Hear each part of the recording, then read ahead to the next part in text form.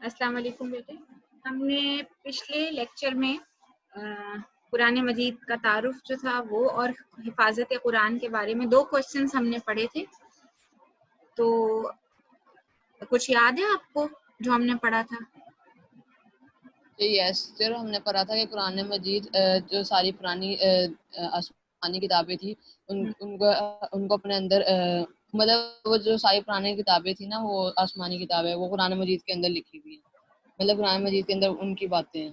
ہاں، ان کی باتیں. اور کیوں اللہ تعالیٰ نے اس کو ری ایکسپلین کیا، کیوں دوبارہ سے بیان کیوں کیا؟ ریزن کیا تھی اس کی؟ کس کو؟ یعنی جو پچھلی کتابیں تھیں ان کی تصدیق دوبارہ کیوں کی گئی قرآن پاک میں؟ اس کی کیا ریزن تھی؟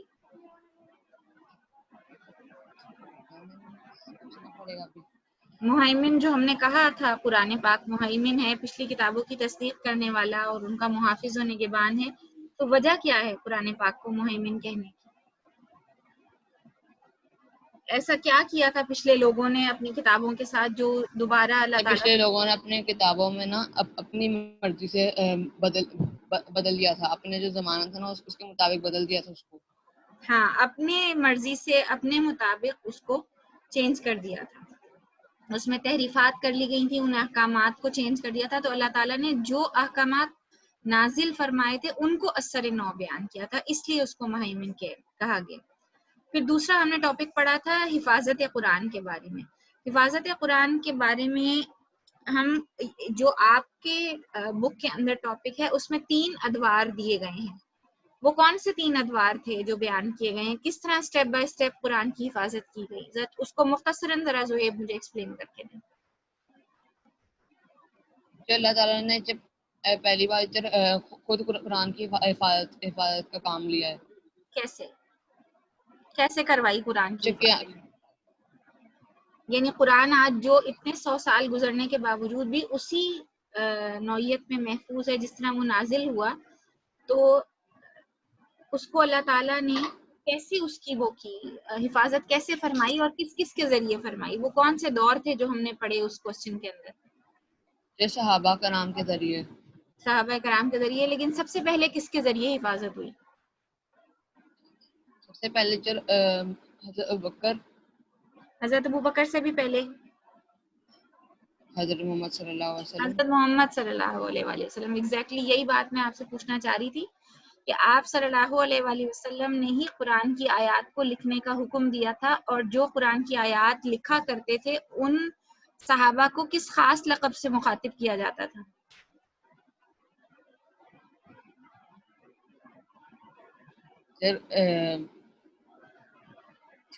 بہت تھوڑا سا یاد آ رہا لیکن نام صحیح طرح یاد نہیں آ رہا. نام نہیں میں پوچھ رہی، میں لقب پوچھ رہی ہوں بیٹا. ان کو کیا کہا جاتا تھا جو وحی کو لکھنے کا کام؟ کاتبین وحی. ویری گڈ، بہت زبردست. کاتبین وحی یعنی وحی کے لکھنے والے صحابہ کرام. اور اس میں کسی ایک کا نام اگر آپ کو یاد آ رہا ہو، کسی ایک صحابی کا. حضرت زید بن شاباش، حضرت زید بن ثابت. ٹھیک ہے نا، وہ کاتبین وحی میں سے ایک صحابی تھے. اس کے علاوہ اور بھی صحابہ کرام تھے جو وحی کو لکھنے کا کام سر انجام دیا کرتے تھے. Very good. آج ہم ٹاپک جو پڑھیں گے وہ ہے قرآن مجید کے فضائل، اور آج میں کہوں گی کہ سب سے پہلے ریڈنگ کریں گی مہر النساء. مہر النساء مائک انمیوٹ کریں اپنا، اور قرآن مجید کا فضائل کا جو ٹاپک ہے اس کی ریڈنگ کریں. آپ کی اسکرین پہ شیئر ہو رہا ہے بیٹے، اس وہیں سے ریڈ کریں. جی مہر النساء پڑھیں بیٹے، آواز نہیں آ رہی آپ کی.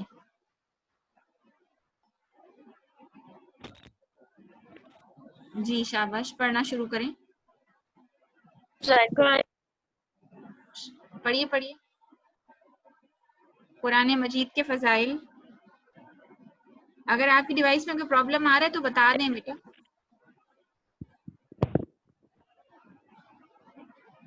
قرآن مجید کے فضائل. قرآن مجید اللہ تعالیٰ کا کلام ہے، یہ بے مثال خوبیوں کا مجموعہ ہے. تھوڑا سا اونچی آواز سے پڑھیں.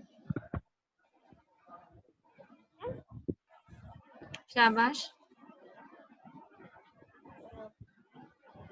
خواہ ناممکن اور محال ہے ذیل میں اس بے مثال اور مقدس ترین کتاب کے چند فضائل ہیں. ٹھیک ہے. یہ کتاب کا میں جو کچھ بیان ہوا ہے وہ یقینی حقیقت کی بنیاد پر مبنی ہے اور اس سے کسی شک کا گزر نہیں. قرآن میں ہی اقرار ہوا ہے. تھوڑا سا اونچا بولے مہرونسا. الف شاباش. لام را. یہ وہ کتاب ہے جس کی آیتیں مستحکم میں ٹھیک اور ہے. سچائی کی رہنمائی کرتے ہیں. اس سے تضاد تضاد پاک پاک ہیں. تضاد کا مطلب ہے اختلاف سے پاک ہیں. ٹھیک ہے. پاک ہے. اس کے مضامین میں ذرہ بھر بھی اختلاف نہیں. شاباش. اتحاد بانی ہے. اگر یہ خدا سے سوا کسی اور کا کلام ہوتا تو اس میں بہت سا اختلاف پاتے. ٹھیک ہے. حقیقی کامیابی کی ضامن قرآن مجید کے ہر زمانے اور ہر کے تمام انسانوں کے لیے مکمل ہدایت اور رہنمائی موجود ہے اور انسان کی دنیا اور آخرت کی حقیقی فلاح کا دار و مدار اسی پر عمل کرنے میں ہے. اس سے قرآن حکیم سے بڑی فضیلت حاصل ہے. جس طرح یہ کلام تمام کو کلاموں سے بہتر ہے اس طرح وہ انسان بھی تمام انسانوں سے بہتر ہے جو خود بھی اس کا علم حاصل کرے اور اسے دوسروں کو بھی سکھائے. ٹھیک ہے. ارشاد نبوی ہے خیرکم من تعلم القرآن وعلمہ. تم میں سے بہتر وہ ہے جس نے قرآن سیکھا اور سکھایا. اس سے ہمیں چاہیے کہ قرآن پاک کا علم حاصل کرنے کی طرف سب سے زیادہ توجہ دیں اور اس کے لیے کسی محنت سے دریغ نہ کریں. ٹھیک ہے. گڈ بیٹا. تربیت و ٹھیک ہے مہرونسا. ٹھیک ہے بیٹا. آگے پڑھیں. علین آپ اپنا مائک انمیوٹ کریں بیٹے اور ریڈنگ کریں اگلا ٹاپک. تربیت و تزکیہ. قرآن پاک اپنے اندر انسانی تربیت کی بہترین صلاحیت رکھتی ہے. یہ انسان کے دل و دماغ، جذبات و خواہشات، رجحانات و میلانات اور صورت و کردار کا بطریق احسن تجزیہ کرتی ہے، جس کی بدولت انسان اعلیٰ اخلاق و فضائل اپنے اندر پیدا کرتا ہے. قرآن کریم کی تلاوت پر اجر. قرآن کریم کی تلاوت بڑی نیکی ہے. اس کے ایک ایک حرف کی تلاوت پر 10 نیکیاں ملتی ہیں. اس پر عمل کرنے کے نتیجے میں اللہ تعالیٰ دنیا اور آخرت دونوں میں عزت و سرفرازی عطا فرماتا ہے. ٹھیک ہے. منہ پھیرنے والے رسوا ہوتے ہیں. تاریخ گواہ ہے کہ مسلمان جب تک قرآن پاک کی تعلیمات پر عمل پیرا رہے، دنیا میں غالب رہے. جب انہوں نے اس سے غفلت برتی تو عزت و سر بلندی سے محروم ہو گئے. آپ صلی اللہ علیہ وآلہ وسلم نے فرمایا تھا، اللہ تعالیٰ بہت سی قوموں کو اس قرآن کی وجہ سے سربلندی عطا فرمائے گا اور بہت سی دوسری قوموں کو اس کی غفلت کی وجہ سے گرا دے گا. ایک اور حدیث میں ارشاد ہوتا ہے، قرآن پڑھا کرو اس لیے کہ وہ قیامت کے دن اپنے میں پڑھنے والوں کا سفارشی بن کر آئے گا. ارشاد باری تعالیٰ ہے، اور ہم نے قرآن کو آسان کر دیا نصیحت کے لیے تو کوئی ہے کہ سوچے سمجھے. اس لیے ہمیں چاہیے کہ ہم قرآن پاک کی تلاوت کریں، اس کو سمجھیں اور اس کی تعلیمات پر عمل کرنے کی کوشش کریں. یہ ہمارا چیپٹر نمبر 1 کمپلیٹ ہوتا ہے یہاں پر. اب میں کہوں گی کہ اب زہیب آپ ریڈنگ کریں، میں چیپٹر نمبر 2 کی اسکرین شیئر کر رہی ہوں آپ کے ساتھ. ٹھیک ہے. اللہ تعالیٰ اور اس کے رسول کی محبت و میں اطاعت. کام کر رہی ہوں. جی بیٹا علیم کچھ کہہ رہی ہیں؟ نو ٹیچر اپنے کزنس کو کہہ رہی تھی. اچھا. اللہ تعالیٰ کی محبت سے کیا مراد ہے؟ حب الہی سے مراد عربی زبان میں محبت کے معنی دل کی چاہت اور قلبی میلان کے ہیں. اس میں اخلاص کے معنی بھی پائے جاتے ہیں. عقلی اور شعوری محبت سے اس بات کا تقاضا کرتی ہے کہ اللہ تعالیٰ کی محبت سب محبتوں پر غالب ہو اور اس محبت کو انسانی زندگی میں مرکزی حیثیت حاصل ہو. اسے ہی ایمان و یقین کا نام دیا جاتا ہے. انسان جب اپنے وجود اور کائنات کے انگنت مظاہر پر غور کرتا ہے تو اسے یہ دریافت کرنے میں کوئی وقت محسوس نہیں کوئی دقت محسوس نہیں ہوتی کہ کوئی قدرت رکھنے، پرورش کرنے اور حکمت و دانائی والی ذات ضرور موجود ہے جو ان تمام پر حکمران ہے اور انہیں قوت عطا کر رہی ہے اور بڑھنے کی صلاحیت بخش رہی ہے، اور یہ کہ وہ قدیر ہے، خالق ہے، رب ہے، حکیم ہے کہ اس قدر وسیع کائنات کو حکمت سے چلا رہا ہے۔ ٹھیک ہے، انسان کی عظمت اسی میں ہے کہ وہ اپنے خالق کو تسلیم کرے، اس کی محبت میں سرشار رہے اور اس کے احکام پر عمل کرے۔ قرآن پاک میں ارشاد ہوتا ہے، لوگوں اپنے اس رب کی عبادت کرو جس نے تم کو پیدا کیا۔ اور ایک اور جگہ ارشاد ہوتا ہے، اور جو ایمان والے ہیں وہ تو اللہ تعالیٰ کی محبت سب سے قوی رکھتے ہیں، قوی رکھتے ہیں۔ سورہ حجرات میں اللہ تعالیٰ نے ارشاد فرمایا، لیکن اللہ تعالیٰ نے تم میں ایمان کی محبت ڈال دی اور اس کو تمہارے دلوں میں سجا دیا۔ اللہ تعالیٰ سے حقیقی محبت کا تقاضا۔ انسانی سوچ کا یہ درست زاویہ محبت الہی کی دعوت دیتا ہے کہ کسی ایک معمولی حسن سلوک ساری عمر کی احسان مندی کا باعث بنتا ہے۔ تو جو زندگی بخشتا ہے اس کے لیے محبت کے جذبے پروان چو نہ چڑھیں۔ ایمان کا تقاضا ہے کہ اللہ تعالیٰ سے محبت کی جائے، اللہ تعالیٰ سے محبت کا تقاضا ہے کہ اس کے احکام کو دل سے تسلیم کیا جائے اور پوری دل جمی سے ان پر عمل کیا جائے۔ یہی عبادت اور بندگی کا تقاضا ہے کہ پیدا اس نے کیا تو حکم بھی اسی کا مانو، آنکھ اس نے دی تو اسی کی رضا کے مطابق دیکھو، کان اس نے عطا کیے تو اسی کے فرمان کے مطابق سننے کی عادت ڈالو، سوچنے کی قوت اس پروردگار کی ہے کی ہی عطا کردہ ہے، تو ہر لمحہ اس کی ذات قدرت اور اس کے احکام پر غور کرو۔ اللہ تعالیٰ کے اپنے بندوں پر رحمت۔ ہاں، یہ میں اگلا ٹاپک کسی اور سے پڑھاتی ہوں۔ مجھے یہ بتائیے کہ آپ نے یہ جو پڑھا ہے اس میں کیا سمجھ آئی ہے آپ کو؟ کہ اس میں کہا گیا کہ اللہ تعالیٰ نے آپ کو ساری نعمتیں عطا کی اور آپ کو زندگی دی، آپ کو ساری چیزیں دی ہیں، تو آپ کو اللہ تعالیٰ سے سب سے زیادہ محبت کرنی چاہیے۔ Very good. اصل مقصد یہی ہے کہ اللہ سے محبت اور اللہ ہی کی بندگی کی جائے، کیونکہ ہر چیز عطا کردہ جو ہے وہ اللہ کی طرف سے ہی، تو ہر چیز سے بڑھ کر کس سے محبت ہو؟ اپنے اللہ سے محبت ہو۔ یہ اس کا کنکلوژن ہے یا اس بات کا یہ نچوڑ ہے۔ ٹھیک ہے، آگے مزنا، آپ بیٹے اپنا مائک ان میوٹ کریں مزنا، اور اگلا ٹاپک آپ پڑھیں گے۔ جی مزنا، اللہ کی اپنے بندوں پر رحمت پڑھیں مزنا۔ میرے مائک ان میوٹ کریں مزنا اپنا۔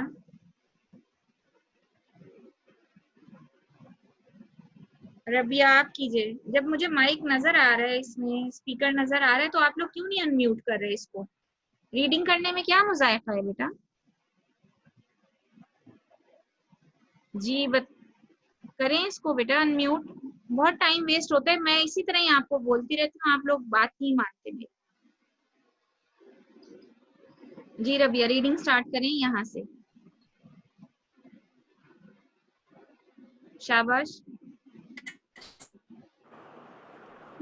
اللہ تعالیٰ نے اپنے بندوں پر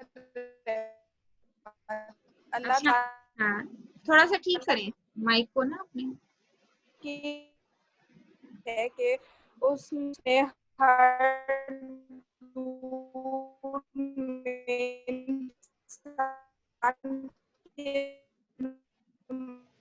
کے لیے انبیاء کرام مبعوث فرمائے اور ان کے پاک لوگوں یا ان پاک لوگوں کو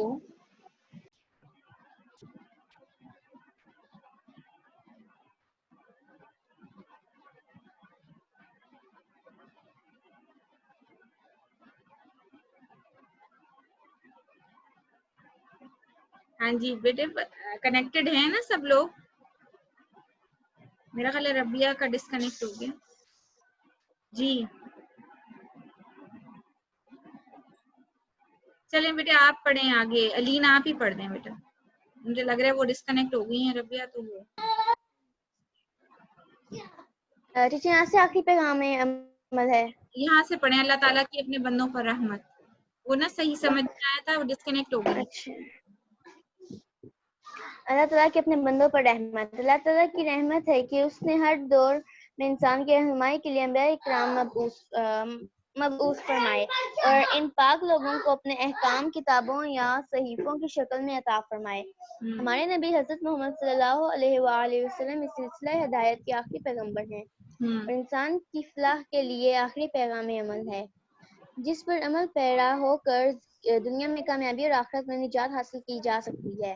ٹھیک ہے, کوشچن نمبر 2 سوال بھی. نمبر 2, رسول اللہ صلی اللہ علیہ وآلہ وسلم کی اطاعت کیوں ضروری ہے؟ جی اطاعت کا مفہوم. اطاعت کے لغوی معنی ہے تابعداری, فرمانبرداری, حکم کی تعمیل کرنا. اطاعت کی بھی کئی قسمیں ہیں. ایک اطاعت تو اجرت پر کروائی جاتی ہے, مثلا تنخواہ دار ملازم اپنے مالک یا افسر کی اطاعت کرتا ہے اور جب ملازمت چھوڑ دیا ہے تو اطاعت بھی ختم ہو جاتی ہے. دوسری اطاعت طاقت سے کروائی جاتی ہے. بادشاہ اپنی طاقت پر زور پر لوگوں سے جبری اطاعت کرواتا ہے, مگر دین کی اصطلاح میں آپ صلی اللہ علیہ وآلہ وسلم کی اطاعت سے مراد آپ صلی اللہ علیہ وآلہ وسلم کے فرمودات پر عمل کر کے رضائے الہی حاصل کرنا اور اپنی دنیا اور عاقبت سنوارنا ہے. رسول اللہ صلی اللہ علیہ وآلہ وسلم کی اطاعت کے لیے آپ صلی اللہ علیہ وآلہ وسلم سے محبت پہلی شرط ہے. رسول اللہ صلی اللہ علیہ وآلہ وسلم سے محبت ایک مومن کے ایمان کا تقاضا ہے. قرآن مجید نے اس محبت کا ذکر کیا. ارشاد ہوا النبی اولی بالمؤمنین من انفسہم. ترجمہ, نبی اکرم صلی اللہ علیہ وآلہ وسلم مومنوں کے لیے ان کی اپنی جانوں سے بھی زیادہ محبوب ہیں. ٹھیک ہے. سورہ حجرات میں ارشاد ہوا لا تقدموا بین یدی اللہ. ٹھیک ہے. اللہ ورسولہ واتقوا اللہ. ترجمہ, اللہ تعالیٰ اور اس کے رسول سے آگے نہیں بڑھو اور اللہ تعالیٰ سے ڈرتے رہو. گفتگو میں سلیقہ, عمل میں مطابقت اور رویوں میں اطاعت پیدا ہوگی تو تقویٰ کا حق ادا ہوگا. تقویٰ کا حق ادا ہوگا. آپ صلی اللہ علیہ وآلہ وسلم کا ارشاد ہے تم میں سے کوئی ایمان والا اس وقت تک نہیں ہو سکتا جب تک میں اسے اپنے آبا, اولاد اور تمام لوگوں سے زیادہ محبوب نہ بن جاؤں.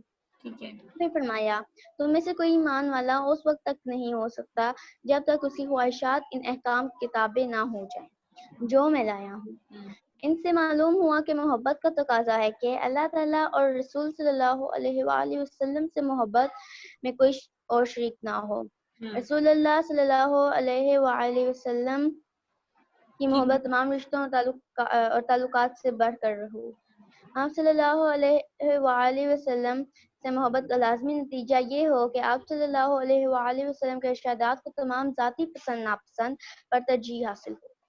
اس کے بارے میں قرآن مجید میں اللہ تعالیٰ نے فرمایا اللہ تعالیٰ اور رسول اللہ صلی اللہ علیہ وآلہ وسلم کی اطاعت کرو اور اپنے اعمال ضائع نہ کرو. اس کا مطلب یہ ہے کہ اطاعت کے بغیر اعمال ضائع ہو جاتے ہیں. اطاعت رسول. ایک منٹ رکیں. اب جو یہ ٹاپک آپ نے پڑھا ہے پورا, یہ کیا سمجھ آئیے آپ کو؟ اس کو اپنے اون ورڈز میں ایکسپلین کریں.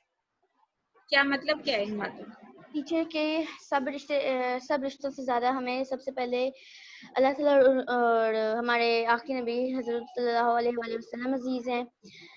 ہمیں ان کے بتائے ہوئے احکامات پر چلنا چاہیے, ان کی بتائے ہوئے طریقوں پر ہمیں اپنی زندگی کو گزارنی چاہیے اور مطلب سب سے آرام سے بات کرنی چاہیے. ابھی اوپر پڑھا کہ گفتگو میں سلیقہ, تو آرام سے بات کرو اور تھا رویوں میں اطاعت, مطلب آہستہ اچھے رویے سے بات کرو سب سے. ٹھیک ہے.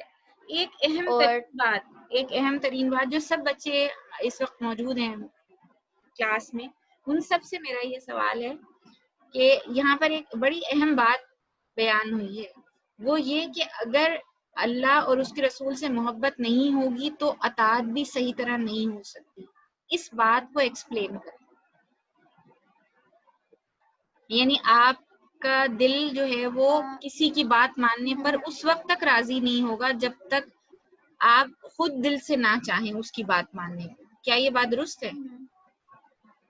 جی درست ہے.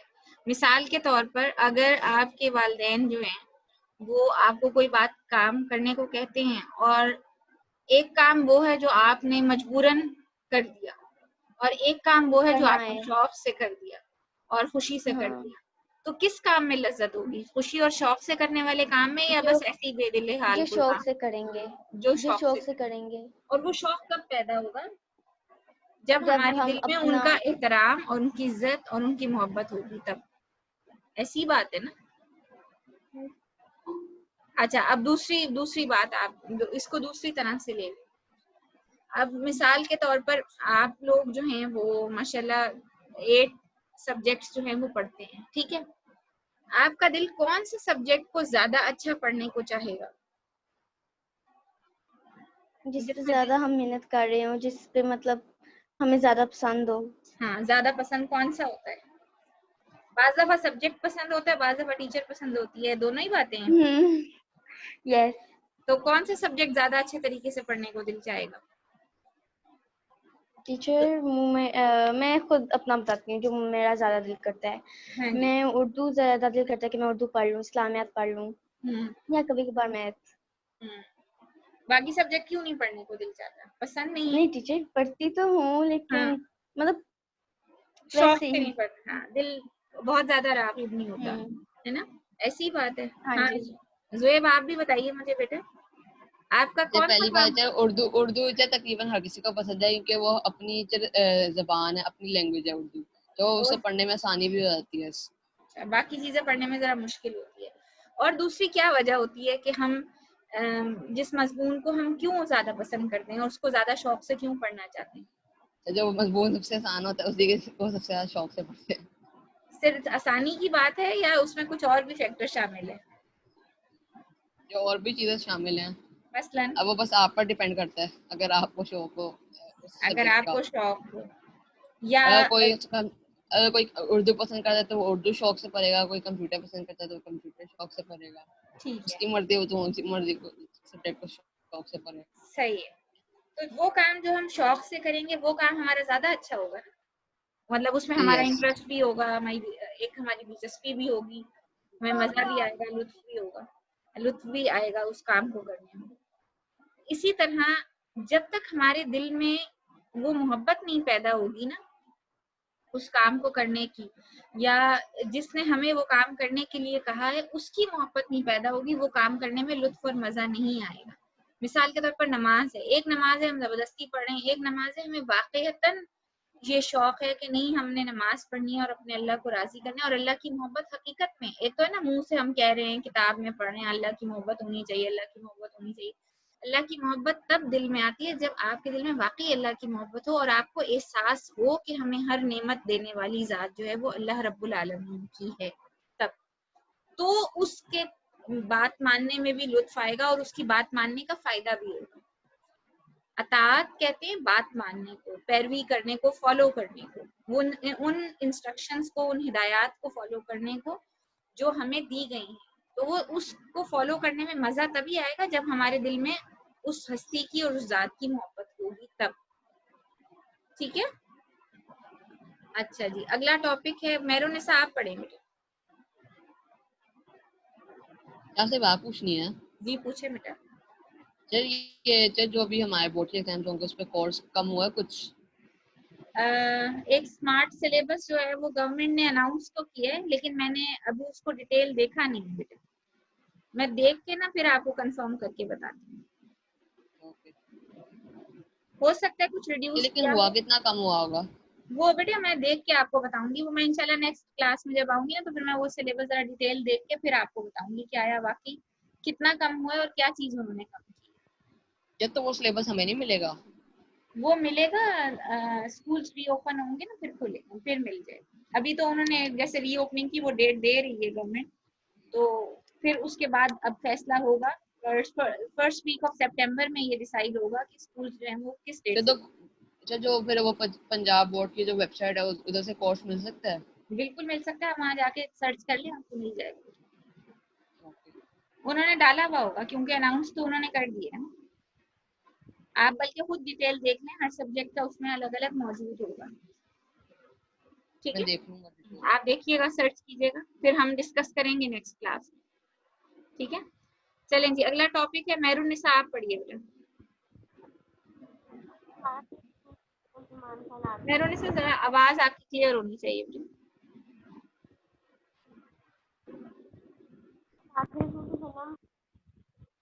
ایمان کا لازمی اللہ ہاں تعالیٰ جی کی محبت کا دعویٰ کو کیا جا سکتا ہے مگر اس بیٹے آواز بہت کم, بہت ہلکی آ رہی ہے آپ کی, ہم سن نہیں پا رہے ہیں آپ کو.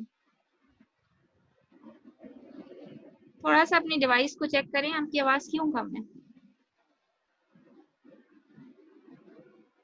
چلیں مہر النساء, میں آپ سے نا اگلی کلاس میں انشاءاللہ پڑھواؤں گی. آپ نے ایبسینٹ نہیں ہونا, آپ پڑھ دیں. مزنہ پتہ نہیں کیوں اپنا مائک ان میوٹ نہیں کری, مجھے یہ بات نہیں سمجھ میں آ رہی. زہیب آپ ہی ریڈنگ کر دیں بیٹا اس کی, یہ والا ٹاپک ہے, اس کی ریڈنگ آپ کریں. میں ریڈنگ کر دوں؟ ہاں جی. اچھا کون سی ٹاپک ہے؟ اطاعت رسول. ہاں جی, ایمان کا لازمی جزو. اطاعت رسول صلی اللہ علیہ وسلم ایمان کا لازمی جزو. اللہ تعالیٰ سے محبت کا دعویٰ تو کیا جا سکتا ہے, مگر اس کی محبت کا ثبوت کیسے دیا جائے؟ اللہ تعالیٰ کا کرم ہے کہ اس نے خود ہی اس کا راستہ بتا دیا. ارشاد ہوا کہ کہہ دیجئے کہ اگر تم اللہ تعالیٰ سے محبت رکھتے ہو تو میری اتباع کرو, اللہ تعالیٰ تم سے محبت کرے گا اور تمہارے گناہ معاف کر دے گا. اللہ تعالیٰ بخشنے والا رحم کرنے والا ہے. محبت الہی اسوہ رسول صلی اللہ علیہ وسلم کی پیروی ہی کا نام ہے. اطاعت میں ایک مکمل خود سپردگی درکار ہوتی. مکمل خود ظاہری عمل سپردگی کا مطلب ہے, مکمل خود سپردگی کا مطلب ہے یعنی پورا انسان اپنے آپ کو اللہ کے سپرد کر دے اور اللہ کے رسول صلی اللہ علیہ وآلہ وسلم کے احکامات کے سپرد کر دے, یعنی مکمل طور پر. ٹھیک ہے, ظاہری عمل کے پیچھے دلی چاہت اور قلبی میلان ضروری ہوتا ہے, وگرنہ یہ عمل منافقت بن جاتا ہے. اس لیے اس پر متنبع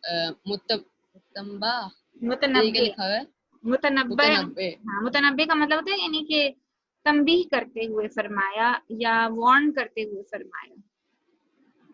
اس لیے اس پر متنبع فرماتے ہوئے ارشاد ہوا.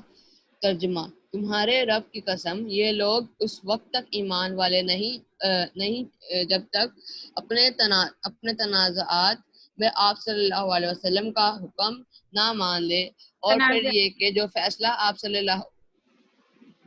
تنازعات کا مطلب کیا ہوتا ہے؟ تنازع جس طرح آپ صلی اللہ علیہ وسلم نے بتایا, جس طرح آپ صلی اللہ علیہ وسلم نے ہم لوگوں کو دکھایا. تنازع کا مطلب ہوتا ہے جھگڑا. تنازعات کا مطلب ہے اپنے جھگڑوں میں وہ فیصلہ نہ مان لیں جو فیصلہ نبی صلی اللہ علیہ وآلہ وسلم نے دیا. ٹھیک ہے, آگے پڑھیے. جو فیصلہ آپ صلی اللہ علیہ وسلم کریں اس پر تنگ دل نہ ہو, بلکہ پورے طور پر اسے تسلیم کر لیں. اطاعت و اتباع کی عملی شکل سے ایمان کے تقاضے پورے ہوتے ہیں اور تسلیم و رضا کی برکت حاصل ہوتی ہے. ٹھیک ہے, سوال 3 یہ علین آپ پڑھیے گا بیٹی, ختم نبوت والا.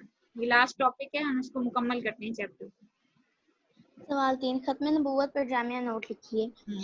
عقیدہ ختم نبوت. ختم نبوت کا عقیدہ اسلام کے بنیادی عقائد میں سے ہے, جس کا مطلب یہ ہے کہ حضرت محمد صلی اللہ علیہ وآلہ وسلم خاتم النبیین ہیں, یعنی آپ صلی اللہ علیہ وآلہ وسلم اللہ تعالیٰ کے آخری نبی اور رسول ہیں. یہ سلسلہ نبوت آپ صلی اللہ علیہ وآلہ وسلم پر ختم ہو گیا اور آپ صلی اللہ علیہ وآلہ وسلم کے بعد کوئی نبی یا رسول نہیں آئے گا. جو شخص اس عقیدہ پر ایمان نہیں رکھتا وہ دائرہ اسلام سے خارج ہے. اس کا ثبوت ہمیں سورہ احزاب کی اس آیت سے ملتا ہے 21 آیت سے ملتا ہے۔ ما كان محمد أبا أحد من رجالكم ولكن رسول الله وخاتم النبيين۔ ترجمہ، محمد صلی اللہ علیہ وآلہ وسلم تم میں سے کسی مرد کے باپ نہیں، آپ صلی اللہ علیہ وآلہ وسلم اللہ تعالیٰ کے رسول اور انبیاء کے خاتم ہیں۔ اسی طرح سورہ مائدہ میں اللہ تعالیٰ نے ختم نبوت کی دلیل کے لیے ارشاد فرمایا، آج میں نے تمہارے لیے دین مکمل کر دیا، تم پر اپنی نعمت تمام کر دی اور تمہارے لیے اسلام کو بطور دین پسند فرمایا۔ دین مکمل، نعمت مکمل اور اسلام پر رضا الہی کا واضح اظہار رسول اکرم صلی اللہ علیہ وآلہ وسلم کے آخری نبی اور رسول ہونے کا اعلان ہے کہ اب کسی اور نبی کی ضرورت نہیں رہی، اس لیے کہ احکام الہی مکمل ہو گئے۔ اب اسوہ رسول صلی اللہ علیہ وآلہ وسلم کو تعبد مشعل راہ بنانا ہے اور پیغام الہی کو اپنا دستور حیات سمجھنا ہے۔ یہ انسانیت کے لیے شرف بھی ہے کہ اب اسے دائمی ہدایت کا اہل گردانا گیا اور اس کو مرکز آشنا کر دیا گیا، کیونکہ رسول اللہ اکرم صلی اللہ علیہ وآلہ وسلم سے قبل انبیاء کرام علاقوں، قبیلوں یا خاص قوموں کی طرف مبعوث ہوتے تھے، سے مختلف معاشرے تشکیل پاتے رہے تھے۔ آپ صلی اللہ علیہ وسلم کی آمد سے بین الاقوامیت کا تصور ابھرا، ایک مرکز، ایک اسوہ اور ایک صحیفہ ہدایت نے نسل انسانی کو وحدت آشنا کر دیا۔ قرآن مجید میں ارشاد ہے، فرما دیجئے کہ اے لوگو، میں تم سب کی طرف اللہ تعالیٰ کا رسول بن کر آیا ہوں۔ احادیث میں بھی بڑی وضاحت کے ساتھ ختم نبوت کا عقیدہ بیان کیا گیا ہے۔ آپ صلی اللہ علیہ وسلم کا ارشاد ہے، انا خاتم النبیین لا نبی بعدی، میں آخری نبی ہوں، میرے بعد کوئی نبی نہیں آئے گا۔ اب انسان کو ہدایت ایک ہی در سے ملے گی، سب کو اللہ تعالیٰ پر ایمان لانا ہے، اس ایمان کو محبت کا جوہر عطا کرنا ہے، رسول اللہ صلی اللہ علیہ وآلہ وسلم کی محبت و اطاعت اور اتباع سے احکام الہی کا پابند بننا ہے، اسی میں دنیا اور آخرت کی بھلائی اور آخرت کی نجات ہے۔ شاباش، یہ بڑا امپورٹنٹ ٹاپک ہے ختم نبوت کا۔ اس کا مطلب یہ ہے کہ نبی صلی اللہ علیہ وآلہ وسلم کے آخری نبی ہونے پر ایمان لائے بغیر ایمان مکمل نہیں ہوگا، اور اگر کوئی شخص اس بات کا انکار کرتا ہے، وہ کہ وہ اللہ کی توحید کا اقرار کرے، لیکن وہ اگر رسالت کا انکار کرتا ہے اور آپ صلی اللہ علیہ وآلہ وسلم کو آخری نبی ماننے سے انکار کرتا ہے، اور وہ یہ کہتا ہے کہ آپ کے بعد بھی کوئی اور نبی آیا ہے یا آئے گا، تو وہ مکمل طور پر دار اسلام سے خارج ہے۔ اور آپ کو یہ میں بات بتاؤں کہ یہ اتنی اہم بات ہے کہ یہ ہمارے ملک کے آئین میں یہ بات باقاعدہ طور پر واضح طور پر لکھی گئی ہے کہ جو شخص بھی ایسا دعوے دار ہو کہ وہ نبی صلی اللہ علیہ وآلہ وسلم کی رسالت کا انکار کرتا ہو یا آپ کو آخری نبی ماننے سے انکار کرتا ہو، تو وہ مسلمان نہیں کہلائے، یعنی وہ اس حکومت کے اندر اس کو بطور مسلمان اس کی حیثیت تسلیم نہیں کی جائے گی۔ اور واضح طور پر اللہ تعالیٰ نے فرمایا، محمد صلی اللہ علیہ وآلہ وسلم تم میں سے کسی مرد کے باپ نہیں، آپ اللہ تعالیٰ کے رسول اور انبیاء کے خاتم ہیں، یعنی آپ کسی مرد کے والد نہیں۔ آپ صلی اللہ علیہ وسلم کے بیٹے پیدا ہوئے تھے، حضرت ابراہیم اور قاسم، وہ دو بچے پیدا ہوئے تھے، دو بیٹے، لیکن ان دونوں کا بچپن میں ہی انتقال ہو گیا تھا، اور اس کے بعد کفار نے آپ پر بہت باتیں بنائی اور آپ کو کہا کہ اب آپ کی نسل کیسے چلے گی اور آپ کا نام کیسے چلے گا۔ تو اللہ تعالیٰ نے پھر سورۃ الکوثر جو تھی وہ نازل فرمائی تھی، انا اعطیناک الکوثر فصلی لربک وانحر ان شانئک هو الابتر، کہ بے شک تیرا دشمن ہی بے نام و نشان رہے گا۔ اور نبی صلی اللہ علیہ وآلہ وسلم کے نام لیوا اس دنیا میں کروڑوں لوگ ہیں، اور جن لوگوں نے یہ الزام لگایا تھا یا جنہوں نے یہ بات آپ صلی اللہ علیہ وآلہ وسلم پر بنائی تھی، ان کا نام و نشان اس دنیا سے مٹ گیا، اور آپ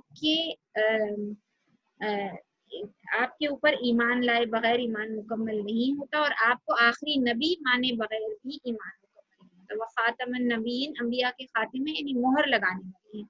अब कोई शख्स अगर कोई दावा करता है कि हाँ मैं नबी हूँ नबी सल्लल्लाहु अलैहि वसल्लम के बाद, वो झूठा नबी है। और अहादीस से हमें बकसरत इसका जिक्र मिलता है कि आप सल्लल्लाहु अलैहि वसल्लम के बाद करीबन 30 के करीब झूठे नबी इस दुनिया में आएंगे जिनको कज़्ज़ाब कहा गया है। कुछ जो थे वो नबी सल्लल्लाहु अलैहि वसल्लम के दौर में भी जाहिर हुए थे और उनकी उस फितने को कुचलने के लिए आपने दस्ते भी रवाना किए थे, और कुछ जो हैं वो आप सल्लल्लाहु अलैहि वसल्लम के बाद भी जाहिर हुए हैं, और क़यामत से पहले 30 के करीब झूठे नबियों के ज़हूर का जिक्र किया गया है अहादीस के अंदर।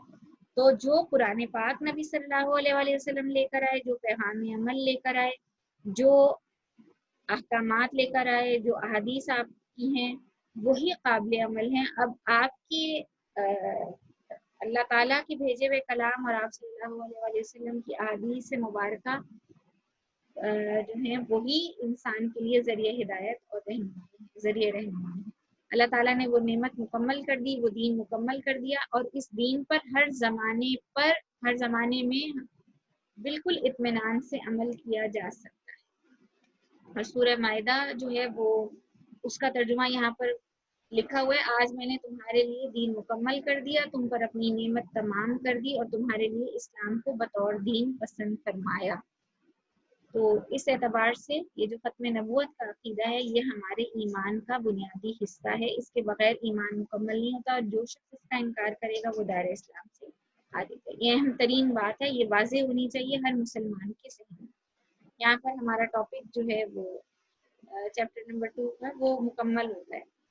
ठीक है, इसमें किसी ने बच्चे ने कोई बात पूछनी है तो पूछ ले बेटा। जी कुछ पूछना है बेटा?